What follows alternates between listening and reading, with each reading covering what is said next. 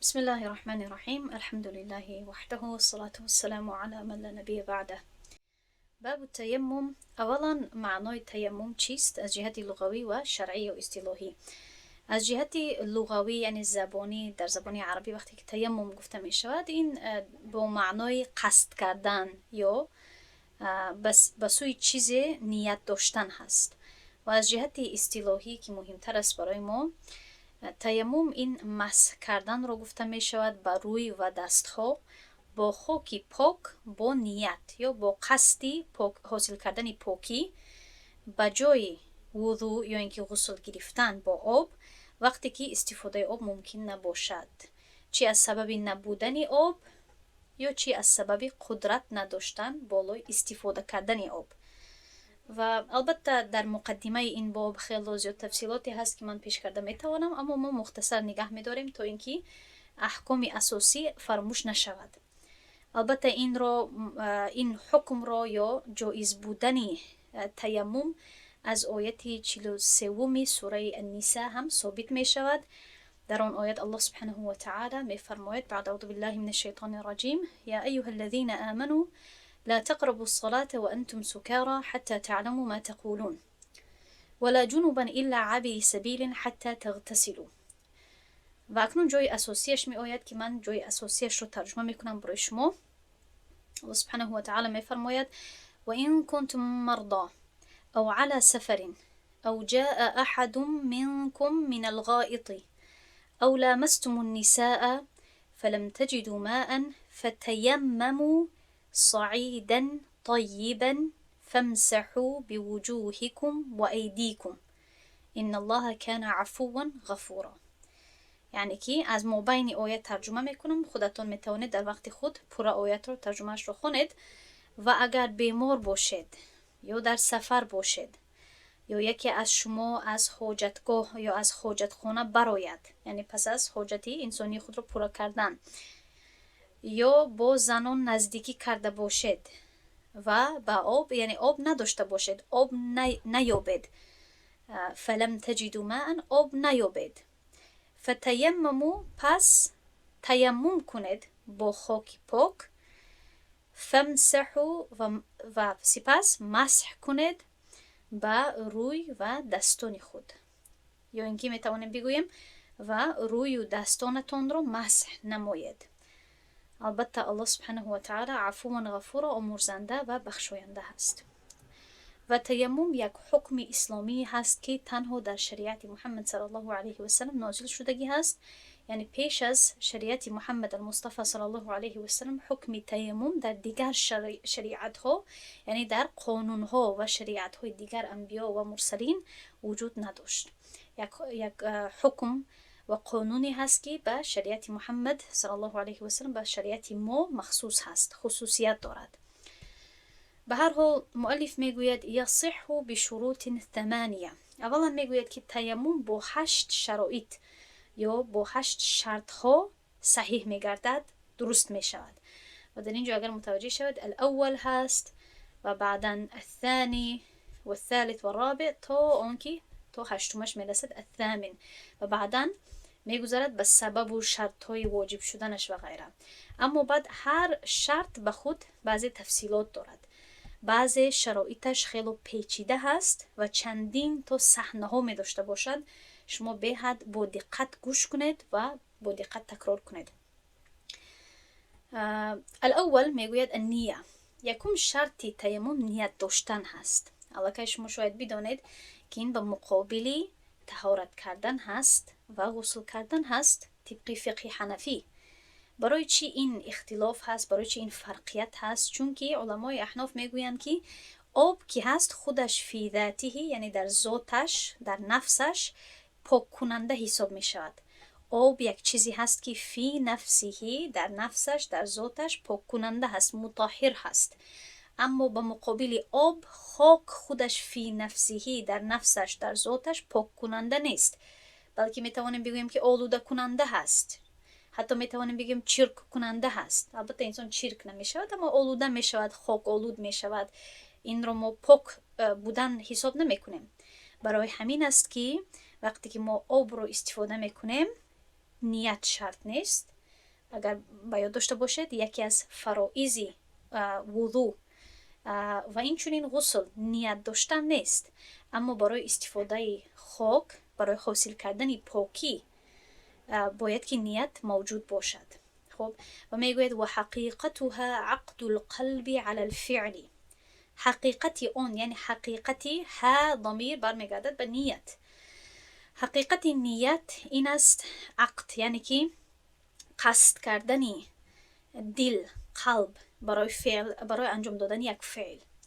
و وقتها عند ضرب یده على ما یتیمم به.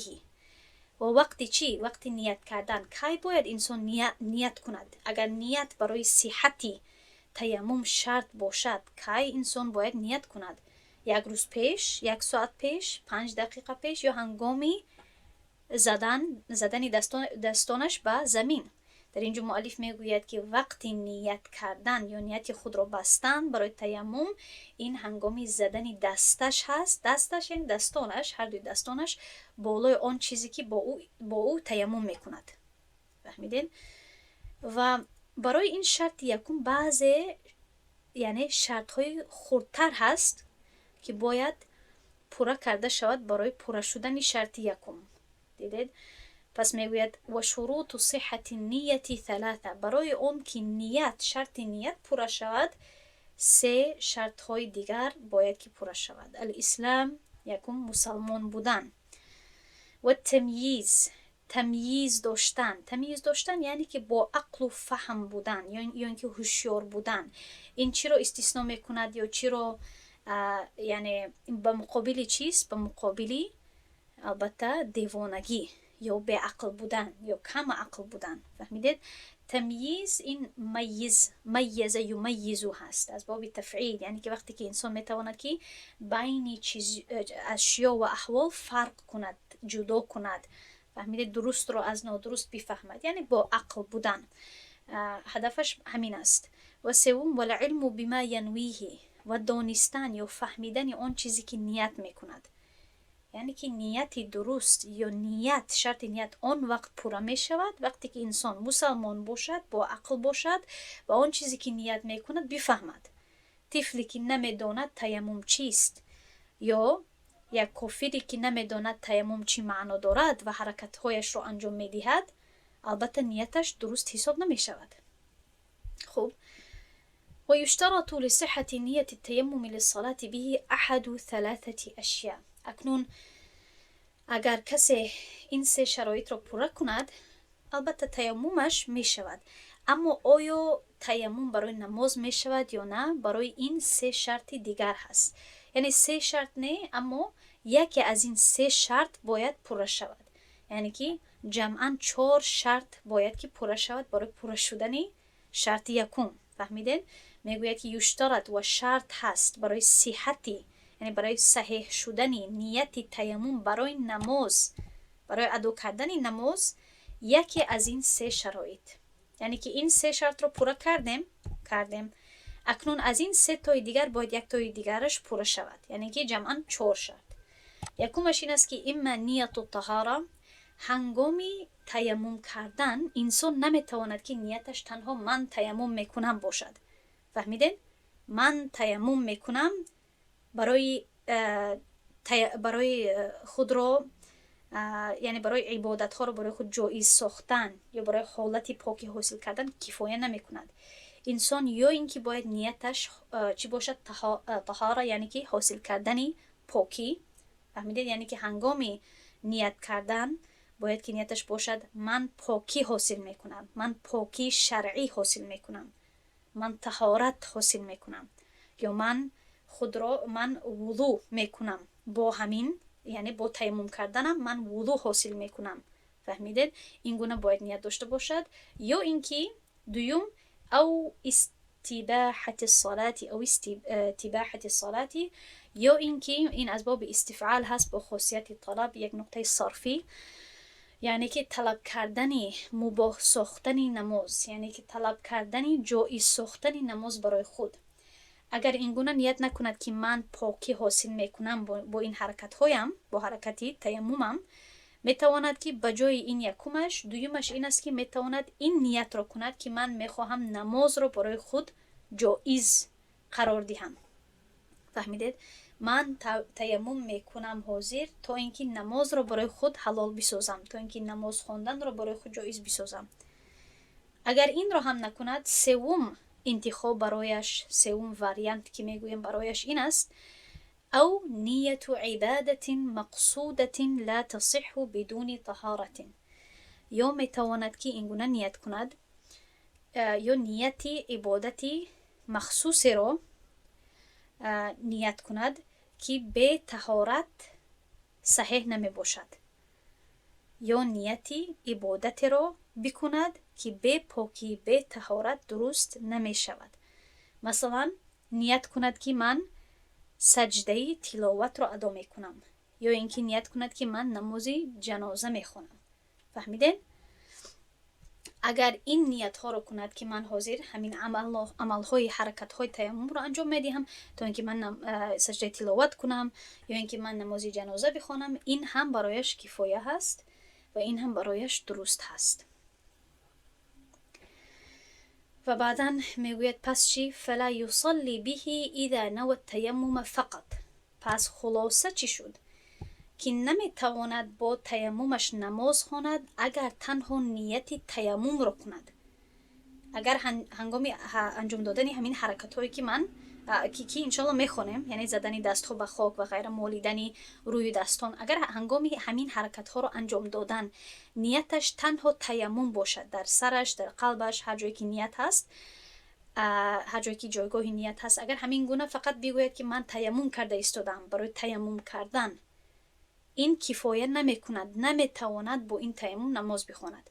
бояд ки яке аз ин се интихоботе ки ман дар боло барои шумо тарҷума кардам, яке аз ин се чизҳоро дар нияташ дарорад ки ман таяммум мекунам барои масалан ҳосил кардани таҳорати шаръӣ, ё ин ки ман таяммум мекунам барои намоз, барои ҳалол сохтан ё ҷоиз сохтани хондани намоз барои худ, ё ман таяммум мекунам то ин ки ман саҷдаи тиловатро адо кунам ва ғайра. фаҳмидед? танҳо нияти таяммумро кардан кифоя намекунад. ё ав наваҳу лиқираъати алқуръани ва лам якун ҷунубан. беҳад бо диққат гӯш кунед. ё ин ки танҳо агар ният карда бошад ки ман таяммум мекунам барои хондани қуръон, агар ҷунубӣ набошад. ман агар ҷунубӣ набошадро баъдан мефаҳмонам. ин қисмати якумашро мутаваҷҷеҳ шавед ки барои чӣ? оё барои танҳо лафзан ва нутқан қироат кардани қуръон, оё таҳорат доштан, яъне бо вузӯ будан, оё зарурӣ ҳаст? не. шумо инро медонед.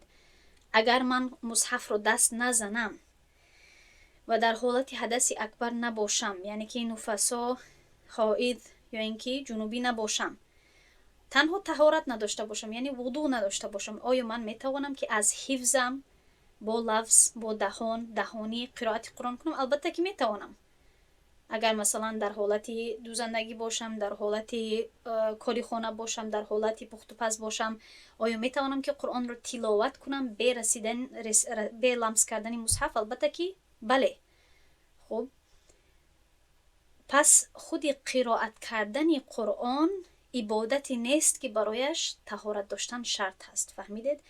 магар вақте ки инсон ҷунубӣ бошад. барои ҳамин дар инҷо мегӯяд валам якун ҷунубан, барои он ки ин кана ҷунубан, агар ҷунубӣ бошад, оё метавонад ки таяммум кунад барои қироати қуръон? бале.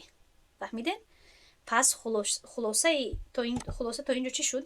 ки агар шахс дар ҳолати ҷанобат бошад, хуб, ё ин ки нав ҳайзаш ба интиҳо расад, ё нифосаш ба интиҳо расад ва об пайдо накунад, ҳоҷат яъне бирасад ба таяммум кардан, оё метавонад ки ҳангоми таяммумаш ин гуна ният кунад ки ман таяммум карда истодам барои он ки битавонам қироати қуръон кунам? агар дар ҳолати ҳадаси акбар бошад, яъне ҷунубӣ бошад ва ғайра, бале. ва ин ният барояш намоз хонданро пас аз ин таяммум ҷоиз мекунад. аммо агар ҷунубӣ набошад, нуфасо ва ҳоиз набошад, танҳо дар ҳолати ҳадаси асғар буд, яъне танҳо таҳорат надошт, خوابش برد پس از طهارت کردنش، یا اینکه مثلا در سفر باشد و آب نداشته باشد و مثلا حاجت خانه را استفاده کرده باشد و آب نباشد، حاجت به تیمم رسد، آیا نیت قرائت قرآن با نیت تیمم برایش نماز خواندن را جایز میکند؟ نه، چون که قرائت قرآن برای تنها قرائت قرآن برای کسی که جنوبی نباشد این نیت کفایه نمیکند، چون که برای قرائت قرآن طهارت شرط نیست. برای رسیدن قرآن، لمس کردن قرآن طهارت شرط هست. یا اینکه برای کسی که جنوبی هست، نفسا یا حایض هست، طهارت کردن برای قرائت قرآن ضروری هست. امیدوارم که شما خوب درک کرده باشید. اگر نفهمیده باشید درس رو دوباره گوش کنید، انشاءالله خواهید فهمید. پس تمام این چی شد؟ این شد خلاصه شرطی یکم. میگذاریم به شرطی دوم، انشاءالله که از اینجا آسانتر می شود. العذر المبیح للتیمم، عذری که مبیح باشد، جایز کننده باشد. این از کلمه مباح، مبیح اسم فاعل هست. جایز کننده باشد برای تیمم، یعنی که البته انسان نمیتواند که هر وقتی که خواهد تیمم کند، باید که یک عذر داشته باشد. یعنی که تا اینجا ترجمه چی شد؟ عذری که تیمم را جایز میکند. مثلا که بعده میلا عن ماء ولو فی المصری، به مانند دور بودنش یک میل از آب، ولو که یا اینکه اگرچه در مصر باشد، یعنی در شهر باشد. یعنی شرط نیست که باید در صحرا باشد، حتی در درون شهر هم باشد، اما از آب یک میل دور باشد. این عذر یکم هست. خب و در مراقی می آید که یک میل شرعی 4000 ذراع هست، برابر به 4000 ذراع هست. ذراع من الان این رو فهموندگی هستم، اگر باید داشته باشید در درس‌های اولی. خب از نوک چلیکی کلان تا اورنج این رو ذراع گفته می شود. و اگر این رو ما به مترهای یونیورسال اگر گذرانیم، این می شود 1866 متر. 1866 متر، یک میل شرعی. خب و بعض دیگر کتاب های فقهی حنفی 1848 متر رو ذکر می کنند. اما در گویم که گذراندن یک میل شرعی به مسافه یونیورسال یا مسافه متری اختلاف هست بین علما، حتی در خودی بین علمای احناف. اما انسان اگر یکی از این فتواها رو بگیرد و پیروی کند، چون که این جستجو و تحقیقات مجتهدین می باشد، برایش کفایه هست. خب برای همین یا 1866 رو اگر بگیرید یا 1848 رو بگیرید، برایتان کفایه می کند انشاءالله. تخمینا دانستن این مسافه با متر بهتر هست از ندانستن یا یکی از این مسافات رو انتخاب نکردن. خب و البته آب یا میتواند که حکما نباشد یا حقیقتا. این رو هم علمای فقه ذکر میکنند. اگر آب حقیقتا نباشد، این خودش به زبان فارسی واضح است. آب وقتی که من میگویم حقیقتا نباشد، یعنی که حقیقت این است، یعنی در یعنی حقیقت همین است و حالت حقیقی همین است که آب نیست. خب آب وجود ندارد. اما اگر در کتاب گفته شود یا من بگویم که آب حکما نیست، این آن حالتی را گفته می شود وقتی که آب موجود هست اما انسان قدرت ندارد برای استفادهش. فهمیدین؟ یا اینکه آب در چاه هست و چاه 2 قدم دور هست، اما رسمان یا اینکه چیزی برای کشیدن آب نیست، یا اینکه رسمان و دیگر چیز هست برای یعنی کشیدن آب، اما نزد چاه یک شیر هست. فهمیدید؟ یا نزد چاه دشمن هست.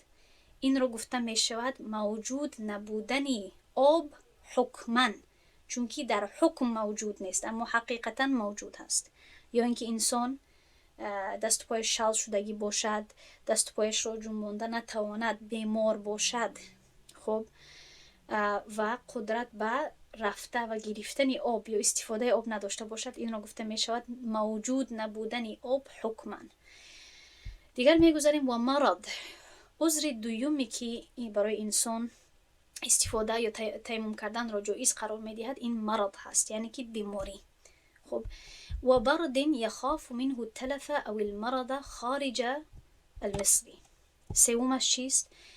سردی یا به زبان تاجیکی میگویم خنوکی که به حد سخت باشد، در قوسک نویسید سخت. یخاف منه که از آن میترسد، یعنی که از این سردی چنان میترسد.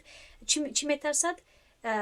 تلف رو میترسد، یعنی که سردی که یا خنوکی سختی که ترس دارد که باعث مرگ می شود یا اینکه باعث بیماری می شود و انسان بیرون از شهر هست. چون که وقتی که انسان بیمار شود بیرون از شهر، این خطر دارد که انسان رو به هلاکت برساند، به مرگ برساند، مقابل به آن حالتی که اگر بیمار شود اما در درون شهر نزدی شفاخانه ها باشد. فهمیدید؟ دیگر عذر خوف عدوین و من به این اشاره کردم. خب تمام این چیزهایی که در این روی خط میبینید، یا اینکه نبودن آب حقیقتاً هست یا اینکه نبودن آب حکماً هست. برای همین وقتی که ما میگوییم که تیمم آن چیز رو گفته میشود، یعنی مسح کردن روی و دستان خود با یعنی خاک هنگام نبودن آب. وقتی که میگوییم هنگام نبودن آب، این تعریف درست هست و تمام چیز رو در بر میگیرد، چون که تمام این چیزها یا نبودن آب هست حکماً یا حقیقتاً. یا اینکه انسان اگر از دشمن بترسد. برای همین من برای شما حقیقتاً و حکماً رو فهموندم. اگر نمیفهموندم شما شاید سوال میکردید که ترسیدن از دشمن چی رابطه دارد، چی تعلق دارد به نبودن آب. من با شما فهموندم که بعضی وقت آب میتواند که موجود باشد اما دسترسی ندارد انسان، چون که آب یا در دستی دشمن هست یا دشمن همون آب رو قید کردگی هست و غیره. یا انسان ترس دارد که از خانه اگر برآید دشمن او رو میبیند یا او رو مثلا میکشد و غیره، میزند.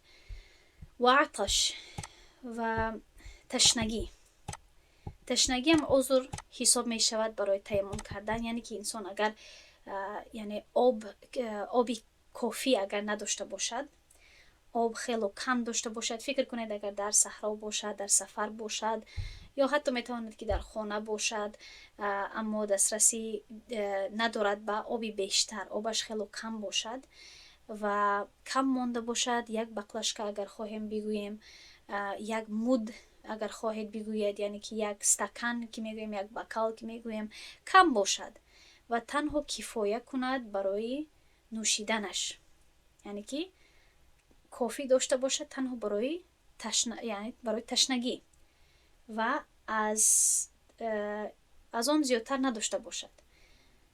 و در این گونه حالت باشد که تصور کنید اگر بگوید که اگر من این آبی که یک بقلشکه است، اگر من این رو استفاده کنم برای طهارت کردن، پس از این من تشنه می شوم و شاید که من از تشنگی هلاک شوم یا بیمار شوم، یعنی خیلی به مدت طولانی پس از آن آب حاصل کردن نتواند، در صحرا باشد، در سفر باشد. در این حالت می تواند که آبش رو استفاده نکند و برای تشنگیش یعنی رها کند و تیمم کند به جای طهارت.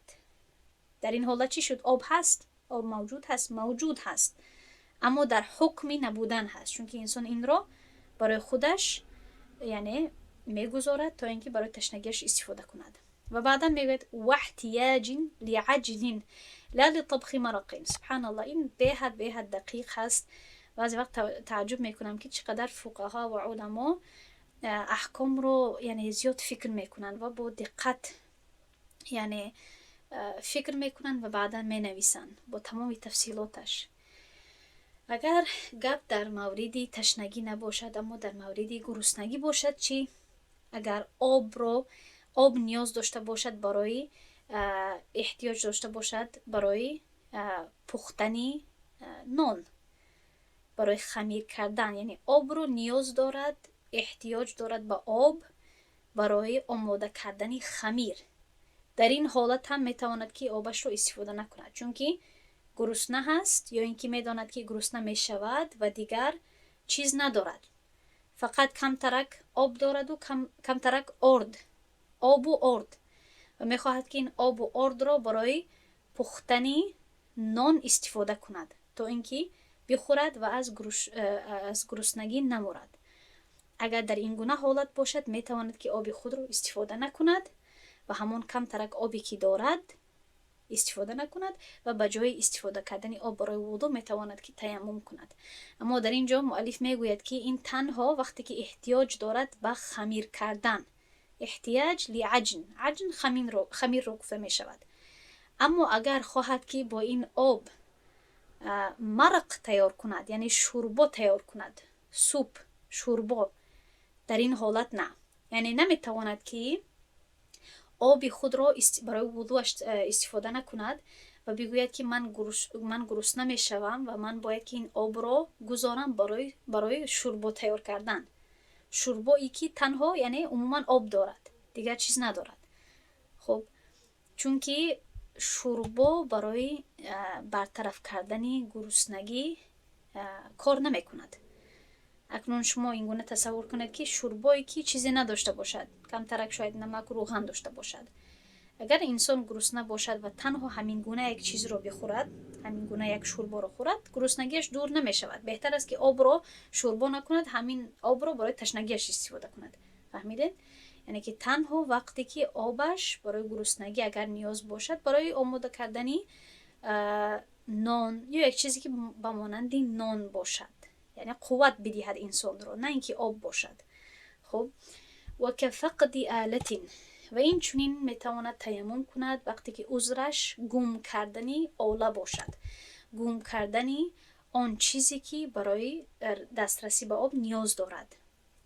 خب آله یعنی که مثلا میتواند این آله یا چی باشد، ریسمان باشد یا اینکه ستیل باشد یا هر چیزی که نیاز دارد برای دسترسی کردن به آب. فقط یعنی که گم کردن.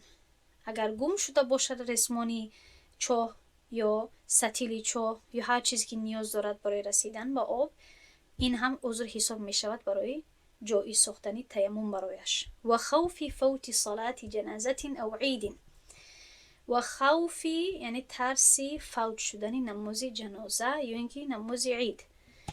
اگر طهارت نداشته باشد و زحم خیلی زیاد باشد، مردم خیلی زیاد باشند، هجوم خیلی زیاد باشد و بداند که اگر من روم حاجت خانه هم یا آب هم خیلی دور باشد، بداند که یا قید کند که اگر من تخمین کند که اگر من روم تا طهارت کنم تا برگردم نماز جنازه را از دست میدهم یا اینکه نماز عید را از دست میدهم، در این حالت میتواند که اگر در نزد خاک باشد یا در نزد چیزی که با او یعنی تیمم کردن جایز هست، اگر نزدش باشد میتواند که تیمم را اجرا کند و نماز رو بخواند. برای چی این دو نماز؟ برای اون که این دو نماز قضا کردن نمیشوند، این دو نماز قضا ندارند مقابل به دیگر نمازها.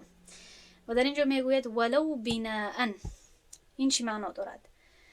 ولو که یا اینکه اگر چی با بنا هم باشد، یعنی که اگر بنا کردن بر نماز این رو گفته می شود که وقتی که در مابین نماز انسان طهارتش از دست رود و در پشت امام نماز خوانده ایستاده باشد و در این حالت می تواند که رود و طهارت خود را زود دوباره کند و برگردد و نماز خود را در جماعت ادامه دهد، یعنی بر نماز خود بنا کند.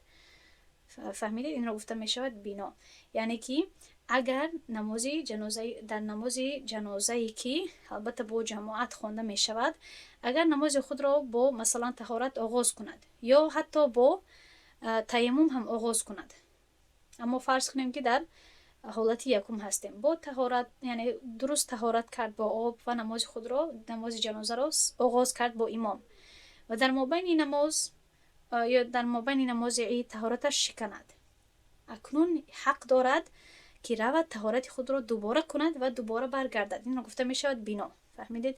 در این حالت می تواند، در این حالت هم یا در حالت یکم که نماز را آغاز کردنی باشد. در هر دوی حالت، چی از مابین نماز باید طهارت کند، چی در اول نماز باید طهارت کند، در هر دوی حالت ها می تواند که تیمم کند اگر خوف داشته باشد، یعنی ترس داشته باشد که نماز فوت می شود، نماز جنازه یا نماز عید. تا اینجا چی شد؟ تمام این چیزها عذرها حساب می شوند. و می گوید ولیس من العذر خوف فوت الجمعه والوقت، که از عذرها نیست. لیس من العذر، از عذرهایی که تیمم کردن را جایز قرار می دهد نیست ترس داشتنی فوت شدنی نماز جمعه یا اینکه نماز وقتی، نماز ظهر باشد، عصر باشد، نماز وقتی همین 5 نماز رو گفته می شود و نماز جمعه رو می دانید. این نمازها چون که قضا دارند، نماز جمعه همچون نماز ظهر قضا کرده می شود، این نمازها یعنی خوف داشتن، ترس داشتن که انسان جماعت را از دست می دهد، برایش جایز نمی کند تیمم کردن را. باز هم باید که با آب چی کند؟ با آب طهارت کند. خب اکنون میگذاریم به شرط سوم. شرط دوم این بود عذرهایی که برایش تیمم کردن را اجازت میدهد. اکنون سوم شرط چیست؟ ان یکون التیمم بطاهر من جنس الارض كالتراب والحجر والرمل للحطب والفضة والذهب. البته شرط سوم این است که تیمم باید با چیزی پاک و از جنس زمین باشد، به مانند خاک، سنگ یا ریگ. نه الحطب، نه چوب و طلا و نقره یا نقره و طلا. خب چپنا گفتم. یعنی باید با چیزی تیمم کند، باید با چیزی دستان خود را بزند که از جنسی زمین باشد، به مانند خاک، سنگ یا ریگ. و البته نزد امام ابو حنیفه دیگر، و امام ابو حنیفه و شاگردش امام محمد الشیبانی بعض دیگر چیزها رو هم آنها اضافه میکنند و آنها ذکر میکنند که این چیزها هم از جنسی زمین حساب میشوند، به مانند گچ سنگ که این را به انگلیسی میگویند جیپسم، و اینچنین سنگ تفت یا آهک سنگ، این را به انگلیسی گفته میشد لایمستون. خب بعضی شما میدونید انگلیسی رو، برای همین میگویم که در همونجا نویسید، اگر به فارسی نبراید به انگلیسی حتما میبراید. و اینچنین کحل یعنی سرمه، کحل هم البته از جنسی زمین بیرون می شود، خاک، گل و اینچنین ارسنیک. خب ارسنیک به روسی هم گفته می شود. تمام اینها از جنسی زمین حساب می شوند. البته نزد قاضی ابو یوسف تنها این 3 چیزها از جنسی زمین حساب می شود، اما نزد خود امام ابو حنیفه و امام محمد الشیبانی این دیگر چیزها هم از جنسی زمین حساب می شوند. و علمای احناف یک قاعده رو در اینجا ذکر می کنند که شما هم به یاد بگیرید که هر چیزی که در آتش می سوزد یا هر چیزی که در آتش بسوزد و خاکستر شود برای استفاده تیمم درست نیست. هر چیزی که بسوزد، چی می سوزد؟ کاغذ می سوزد، چوب می سوزد و غیره. یا هر چیزی که در آتش آماده کرده می شود، هر نمودی بریلیانت ها و دیگر چی می گویم آهن ها که در آتش آماده می شوند، آنها هم همچون چیزهایی که برای تیمم استفاده می شود جایز نیست آنها را استفاده کردن. چهارم استیعاب المحل بالمسح. چهارم شرط چیست؟ خب کوشش کنیم که کمی زودتر رویم. چهارم شرط این است استیعاب یعنی پره در بر گرفتن. چگونه در بر گرفتن؟ مالیدن، یعنی پره مالیدنی محل با مسح کردن، یعنی که مالیدنی تمامی جای فرضی، یعنی دست و رو، مالیدنی تمامی دست و رو هنگام تیمم با مسح کردن. یعنی کفایه نمی کند که انسان 2 لینش بگیرد و بمالد و این کفایه کند، یا پیشانیش رو بمالد و این کفایه کند. تمامی روی باید مالیده شود و تمامی هر دوی دست ها تا اورنج ها باید مالیده شود. پنجم ایمسح بجمیع الید او باکثرها. اکنون آن چیزی که با او میمالیم، یعنی با دست ها میمالیم، باید که با تمامی دست یا اینکه با اکثری دست مالیده شود یا بیشتری دست مالیده شود. این که بیمالد با تمامی دستش یا اینکه با اکثر یا بیشتری دستش. حتی لو مسح باصبعین، یعنی اگر با 2 انگشتش مسح کند، لا یجوز، این درست نیست، این جایز نمی باشد. ولو کرر حتی استوعب، گرچه که یا اگرچه تکرار کند تا اینکه تمامی همون عضو را در بر گیرد یا بیمالد. بخلاف مسح کردنی سر، یعنی هنگامی وضو. چی معنا دارد؟ چهارمش درباره این بود که ما چی را باید بیمالیم، دست ها را تا آرنج ها و روی را باید بیمالیم. پنجمش، شرط پنجم، اون درباره اون چیزی هست که با او میمالیم، یعنی با کف ها، با دست هامون همین 2 عضو را میمالیم. با خاکی که در هر دوی دست هامون میزنیم، با هر دوی همین دست ها میمالیم. خب در نقطه 4 این بود که تمامی روی و دست ها باید مالیده شود. نقطه 5 این است که با تمامی دست یا اینکه با بیشتری دست باید مالیده شود. انسان نمیتواند که تنها 2 انگشتش رو بگیرد و در زمین زند و با 2 انگشتش بگیرد و روی خود را بمالد. گرچند اگر تکرار به تکرار بینی را بمالد و لنج یکم، لنج دوم منه را بمالد، لبها را بمالد، این کفایه نمیکند. با 2 انگشت باید اکثری دست خود را استفاده کند. فهمیدین؟ این آخرش چی معنا دارد؟ به خلاف مسح کردن سر، این رو معنا دارد که در وضو اگر انسان تنها 2 انگشتی هر دوی دستهایش رو استفاده کند، تا وقتی که 4/1 سر رو مسح کند کفایه میکند. یعنی که این جدا هست از مسح کردنی هنگامی وضو. خب ششم شرط این است که ان یکون بضربتین بباطن الکفین، یعنی تیمم چگونه باید انجام داده شود؟ باید که با 2 ضربه باشد، با 2 ضربه با درون کف ها. فهمیدید؟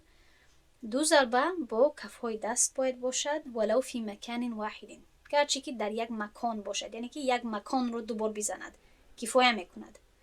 و یقوم مقام الضربتین اصابه التراب جسده اذا مسحه بنیة التیمم.